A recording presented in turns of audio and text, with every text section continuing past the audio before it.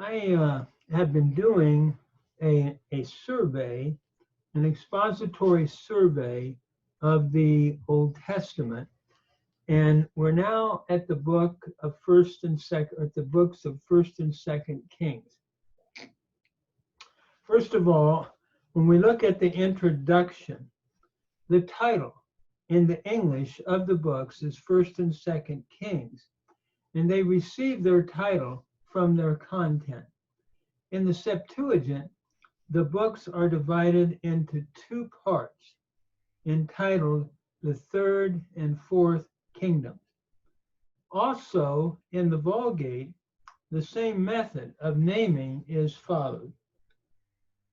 In terms of the author, in Baba Batra 15a of the Talmud, it reads, Jeremiah wrote his own book, the Book of Kings and Lamentations. This theory is given some strength in that the books bear resemblance to the writings of Jeremiah. And in 2 Kings 24:18 to 25:30, the writing really is the same as Jeremiah's.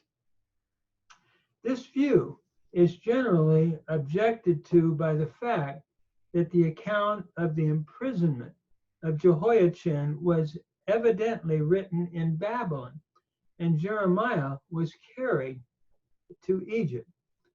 Unger answers this objection by citing evidence from Steinmuller as follows. He wrote, Steinmuller supports this view, contending that the Jeremian authorship does not preclude the composition of the book at Babylon, since rabbinical tradition holds that Nebuchadnezzar took Jeremiah to Babylon after he had conquered Egypt in the 37th year, that is 568, where he died as an old man past 90. Under this view, Jeremiah wrote 2 Kings 25:27 to 30 as an old man in Babylon, although the rest of the book, according to Steinmuller, may have been compiled long before that time. While it cannot, therefore, be conclusively held that Jeremiah is the actual author, he was in all probability a contemporary of Jeremiah, deeply concerned because his people had been disobedient to Yahweh. In writing these events, the author mentions the following sources which he used. The book of Acts of Solomon, we see in 1 Kings 11:41. The book of the Chronicles of the Kings of Israel, and the book of the Chronicles of the Kings of Judah. These sources are never mixed, and hence these seem to be separate, distinct documents used by the author in giving the history of the kings of Judah and Israel. Following authorship, we talk about the date. Since 2 Kings closes with the release of Jehoiachin from prison in the 37th year of his imprisonment, which would have been around 560 BC. This is in 2 Kings chapter 25:27. The book could have been finished before this time. Furthermore, since nothing is said concerning Israel's return from Babylon in 536 BC, it is evident that it was no later than the event, but previous to it, no later than that event, but previous to it. Therefore, these were written after Jehoiachin's release from prison and not later than Israel's return from the Babylonian captivity. The historical background. While in David's day, the larger outside powers were weak, the situation after him began to change. Assyria soon became strong under Tiglath-Pileser III or Pul, 745 to 727 BC. And in 721 BC, the nation defeated Samaria under the leadership of Shalmaneser and Sargon. Later, Sennacherib invaded Judah but was unable to take Jerusalem. The Lord fought for Jerusalem and protected her at this time. And Isaiah 36 to 39 then gives the details concerning this victory. Esarhaddon and Ashurbanipal strengthened Assyrian power, and she extended her borders. Sometime later, Babylon began to grow and became more and more powerful. In an effort to curb her power and defeat her, Pharaoh Necho of Egypt and Assyria went together to defeat the Babylonians under Nebuchadnezzar, and were both defeated at Carchemish. Soon afterwards, Nebuchadnezzar invaded Palestine and in 3 deportations carried Jewish captives back to Babylon. Finally, on his 3rd attack and deportation in 586 BC, he plundered the city and removed the people for a final captivity. As to the purpose, then, of the book. The books of Kings have the purpose of tracing the history of the theocracy to its culmination in the Babylonian exile. The history of the undivided kingdom is traced from David's death through Solomon's and Rehoboam's reigns, and then the divided kingdom of Israel's fall in 722 BC and Judah's captivity in 586 BC. The period then covers 4 centuries and is concluded in the release of Jehoiachin in 561 BC by Evil-Merodach. In these books of Kings, of the kings of Judah, they are judged according to the standard of David's obedience in 2 Samuel 7:12 to 16. Whereas the kings of the northern kingdom are condemned continually because of their continuance in the sin of Jeroboam and the son who was the son of Nebat. 2 great lessons then are taught from these books. First, conformity to the correct standard set by David brings peace and prosperity, but a neglect of such standard brings judgment. Second, apostasy from Yahweh and following the course that was followed leads to many generations of continued sinfulness. The author seeks to awaken his readers then to conviction and seeks to teach that the only way to freedom is by repentance from idolatry and complete return to the Lord, in the keeping especially of his commandments. Idolatry and image worship are stated as the sins which brought Israel to deportation, and exhortation of this fact and its solution seems to be the predominant emphasis in the writer's mind. The work then lays great stress upon the ministry of Elijah and Elisha, and mention is also made of Isaiah and Jeremiah. This emphasis also indicates the prophetic standpoint of the writer. Hence, this explains why some historical kings are passed over in almost complete silence. It is the prophetic task to interpret the lessons of history, those spiritual lessons that need to be applied, not political, might then be learned.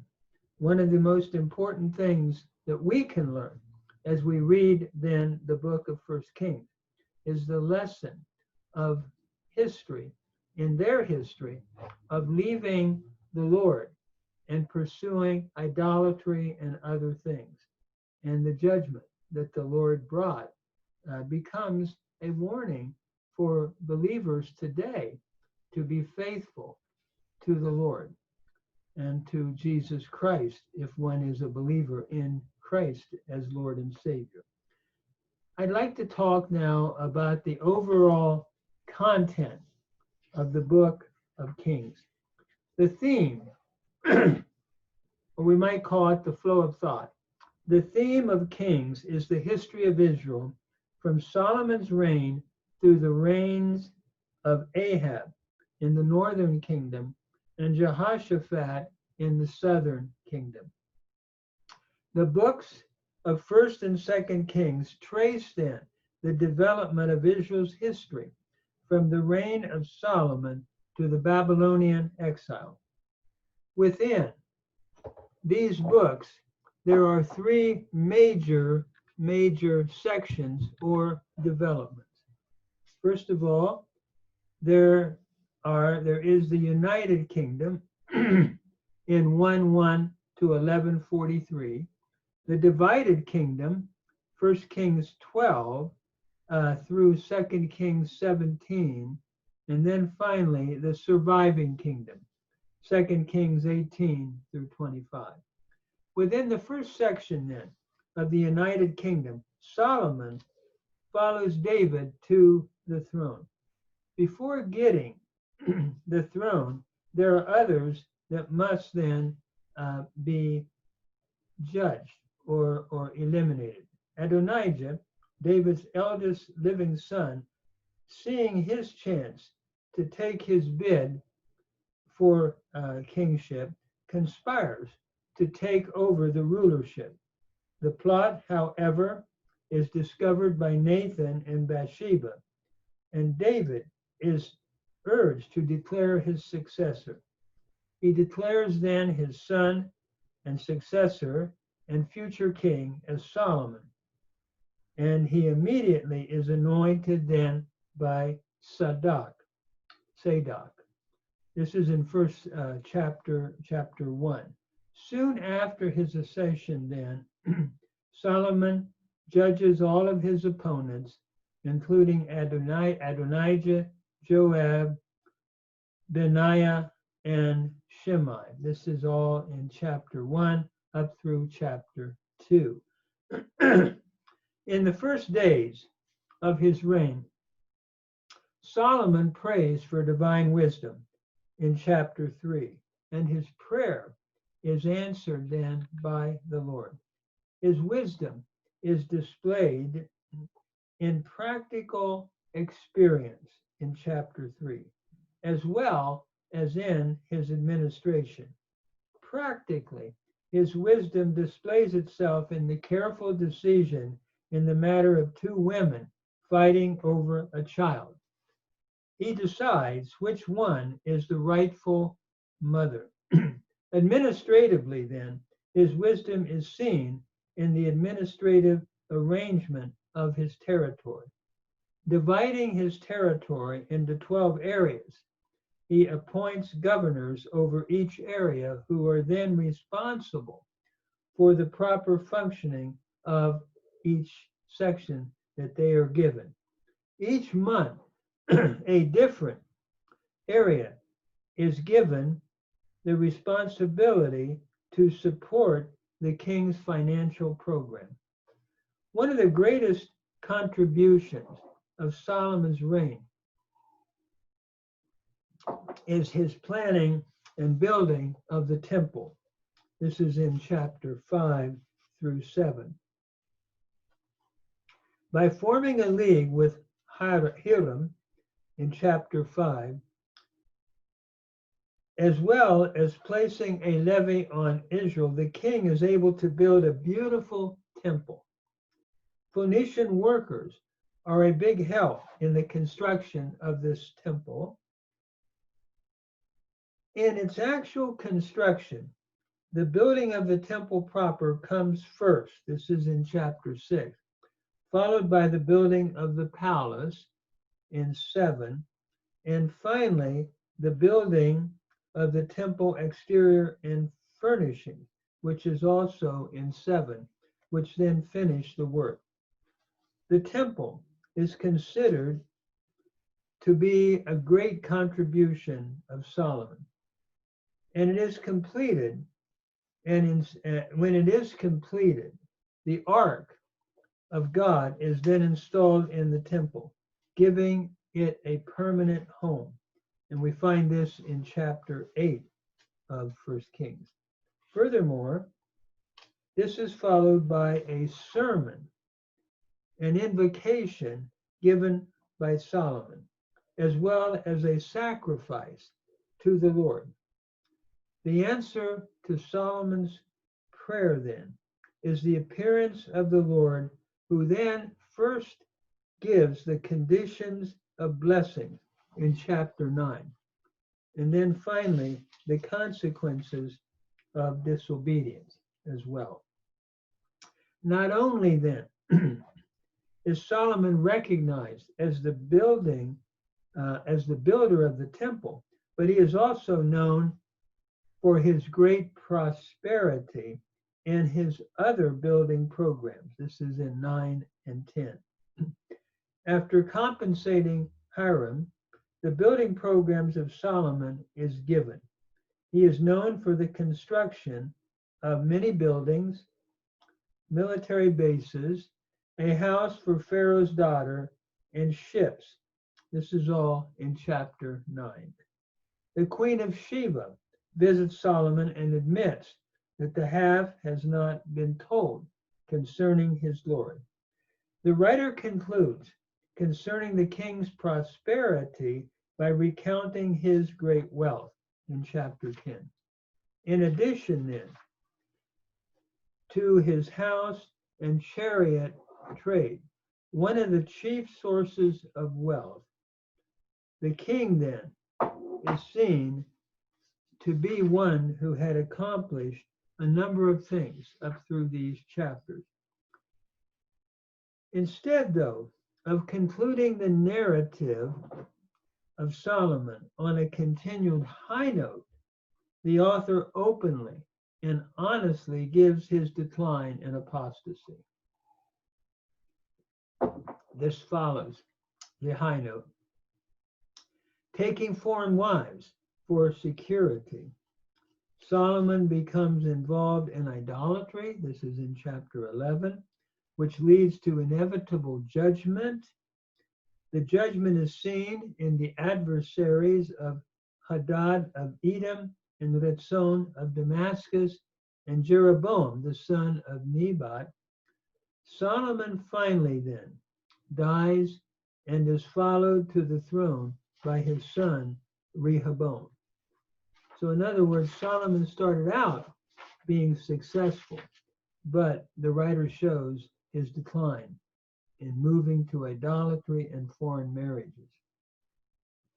The second major section of the books of Kings actually begins at this point, for it is at this point that the kingdom is divided in 1 Samuel chapter 12, or 1 Kings chapter 12, through 2 Kings 17.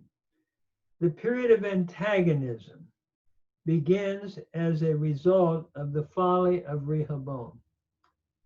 Heedless, this is in chapter 12, heedless to the counsel of the older men to reduce the burdens of the people, Rehoboam, though, follows the unwise advice of the younger men and actually increases them.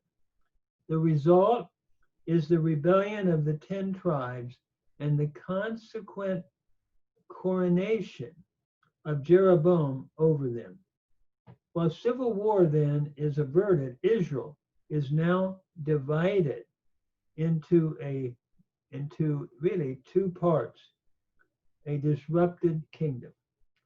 Jeroboam the first sets up his capitals at Shechem and creates idolatrous worship centers in Bethel and Dan.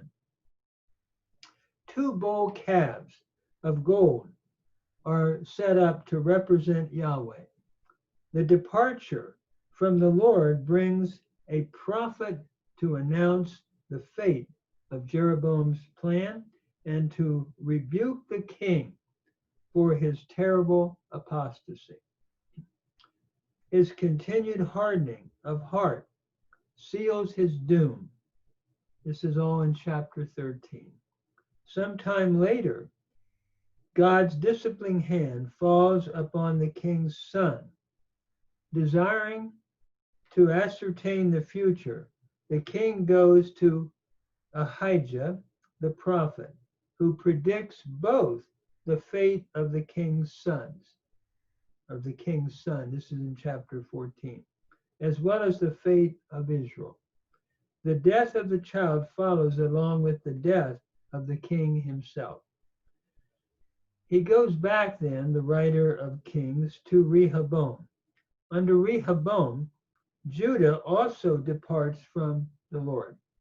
High places are built, and the Asherim are venerated in chapter 14. High places to Baal, the Canaanite god Baal, and to Asherah, his wife.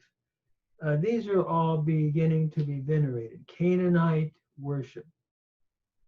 Shishak of Egypt then advances against Judah as a result of judgment, and Rehoboam concludes his life as a failure according to divine standards in chapter 14. Abijam follows Rehoboam as king of Judah in 15. He fails to walk in obedience to the Lord and dies after 3 years.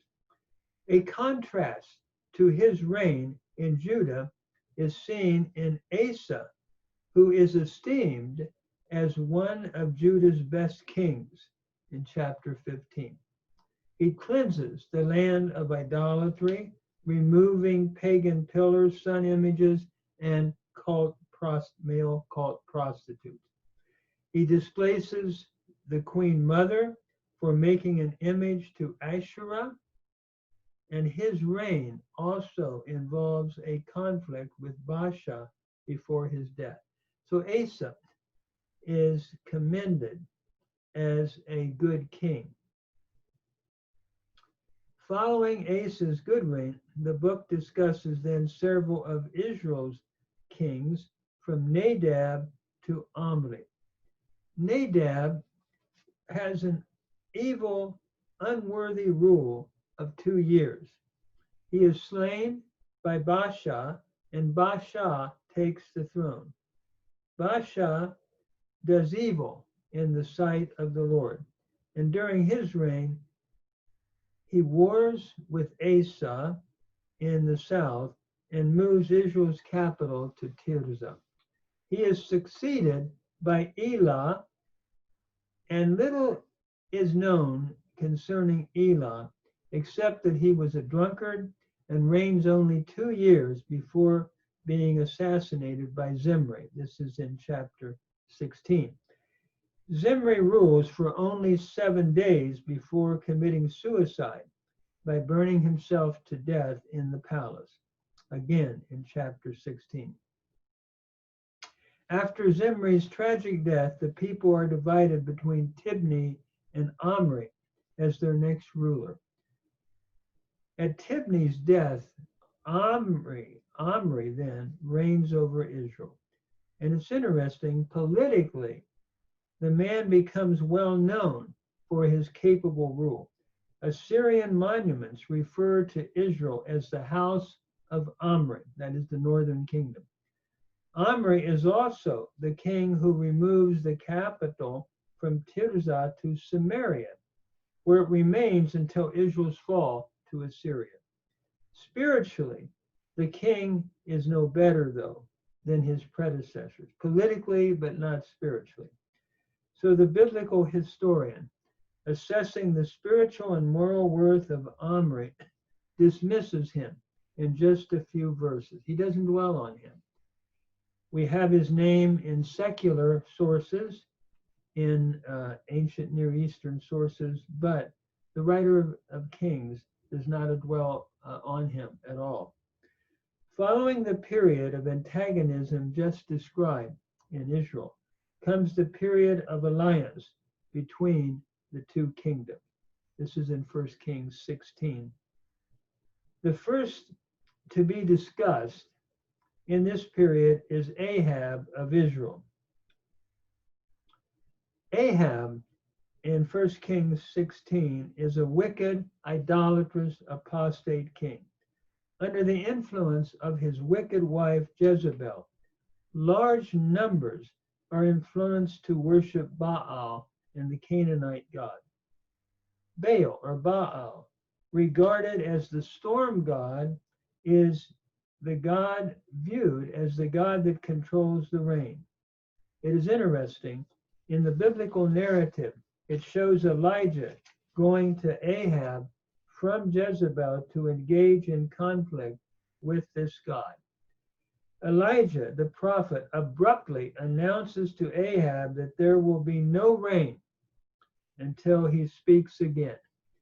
Elijah quickly leaves and is given water from Yahweh at the brook of Cherith. When this brook dries up, he then miraculously is fed by ravens and by the widow of Zarephath, all in chapter 17 of 1 Kings. As the terrible drought is about to end, Elijah meets Obadiah and tells him to inform Ahab that he is coming to see him in 18. Elijah shortly meets Ahab and calls then for the contest on Mount Carmel to decide whether Yahweh or Baal should be worshipped. The agreement concerns the ability of Baal or Baal or Yahweh to devour previously prepared sacrifices with fire. The Canaanite prophets cry to Baal and even cut themselves, but to no avail. Elijah's turn comes. He drenches his sacrifice with water, and then in answer to his prayer, God sends fire down from heaven and consumes the sacrifice. The question is then answered. Yahweh is really God, not Baal, not Baal. The struggle proves Yahweh's power, and Elijah then runs to Jezreel to herald Yahweh's victory over Baal. Interesting, Baal was the god of lightning and the god of rain in the Canaanite religion, and he was worshipped, a very immoral god.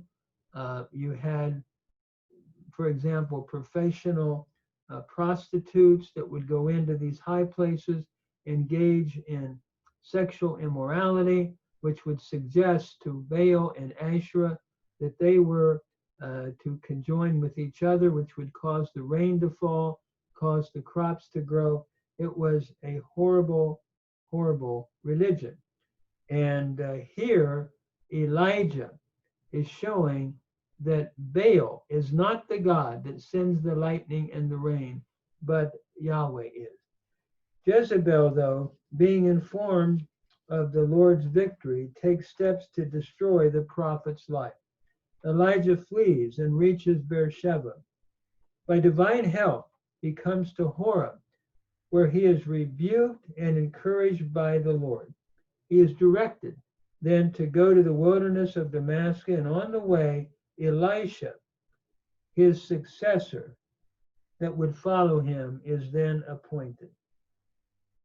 Following the incident on Mount Carmel, the narrative returns to Ahab to discuss his wars with Damascus, where he gains victory at Samaria and at Aphek. This is all in chapter 20. The murder of Naboth is also discussed in 21, along with his tragic death. The incident of Naboth is very familiar to most Bible students. Desiring Naboth's beautiful vineyard leads Ahab to follow the evil design of Jezebel in murdering Naboth to get his vineyard. This is all told in 1 Kings chapter 21. As they stand condemned by God, the prophet Elijah then pronounces the doom of both he and his wife Jezebel in 21. The doom of Ahab comes when, failing to listen to the prophet Micaiah, he is killed at Ramoth Gilead in chapter 22. The book of 1 Kings closes by a brief narration of the reigns of Jehoshaphat and Jehoram of Judah and of Ahaziah in Israel. Jehoshaphat is honored as a good king who walked in the ways of Asa. So now we have two good kings, Jehoshaphat and Asa in the southern kingdom. His successor, Jehoram, is merely mentioned. Ahaziah, though, of Israel is described as an evil king who walked after Ahab, his father, in serving Baal. So this is a brief overview of the content or the flow of thought of 1 Kings, showing again the two good kings, Asa and Jehoshaphat of the south, but none of the northern kings were good kings. They all went into idolatry. They all left the central place of worship in Jerusalem. And the Lord, in the writer of 1 Kings, has nothing good to say about the northern kings. This will continue until the Assyrian captivity in 722, and then we'll see the surviving kingdom of Judah following that, and all of this will be seen in 2 Kings. One of the things that we learn, I think applicationally from the book of 1 Kings, is that the Lord wants fidelity to him, not idolatry, and he wants obedience. And the kings of the north picture the opposite, picture apostasy and disobedience. And as we've said, the two kings of the south, Asa and Jehoshaphat, picture an obedient heart.